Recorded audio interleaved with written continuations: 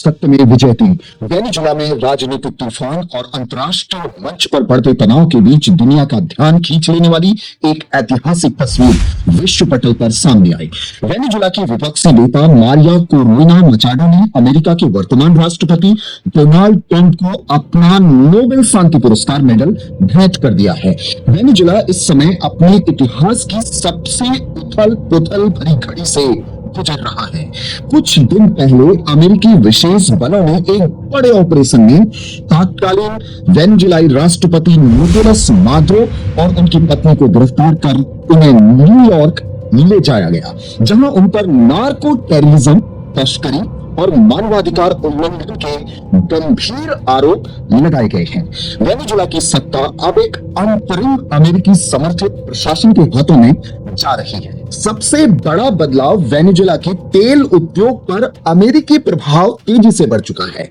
पहले ही 50 million barrel तेल की आपूर्ति पर समझौता भी हो चुका है। अंतर्राष्ट्रीय विशेषज्ञ इसे तेल, लोकतंत्र और भू राजनीति के त्रिकोणीय संघर्ष का रूप मान रहे हैं। इसी तनावपूर्ण माहौल में मचाडो की ट्रंप से मुलाकात बेहद महत्वपूर्ण थी। यह ट्रंप की किसी वेनेजुलाई नेता से पहली आमने सामने की मुलाकात भी थी।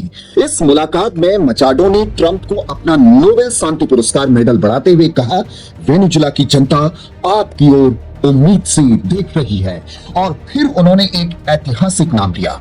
ऐतिहासिक नाम था 1825 के अमेरिकी स्वतंत्रता सेनानी मार्क्वेस डी लाफायेट। लाफायेट वो विदेशी सेनानी जिसने अमेरिका की आजादी की लड़ाई में कंधा दिया था। 1824-1825 में उनकी फेयरवेल टूर ने पूरे अमेरिका में लोकतंत्र की भावना जगा दी थी। उन्हें हीरो ऑफ टू वर्ल्ड्स भी कहा गया। एक ऐसा व्यक्ति जिसने दो देशों की आजादी में भूमिका निभाई। मार्क्वेस डी लाफायेट इतिहास का वह नाम जिसने दो बहादुरों की आजादी को एक सूत्र में बांध दिया। फ्रांस के इस युवा अभिजात ने वैभव नहीं चुना, बल्कि स्वतंत्रता का युद्ध चुना।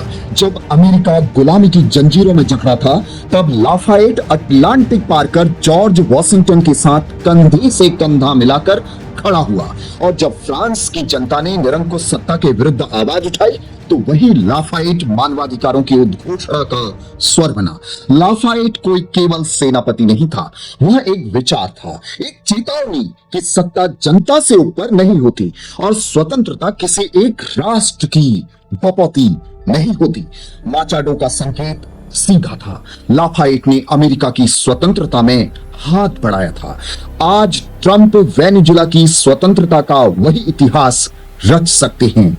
ये केवल प्रशंसा नहीं थी, बल्कि अमेरिका को एक नैतिक और ऐतिहासिक जिम्मेदारी की याद दिलाना था।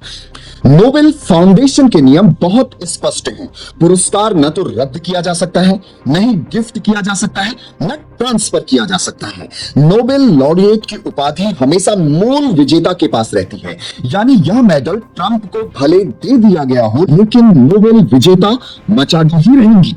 यह कदम सिर्फ प्रतीकात्मक है, लेकिन इसका राजनीतिक महत्व बहुत गहरा है। वेनेजुला की लोकतंत्र की लड़ाई, अमेरिकी हस्तक्षेप और विश्व राजनीति का बढ़ता दबाव, इन सब के बीच मचाडो का यह मॉडल और लाफायेट का यह ऐतिहासिक संदर्भ, पूरा नैरेटिव बदल चुका है। क्या ट्रंप वास्तव में लाफायेट की ऐतिहासिक भूमिका दोहराएंगे? क्या वेनेजुला का भविष्य नई दिशा लेगा, या यह विवाद दुनिया की राजनीति को और जटिल बना देगा? यह आने वाला वक्त बताएगा।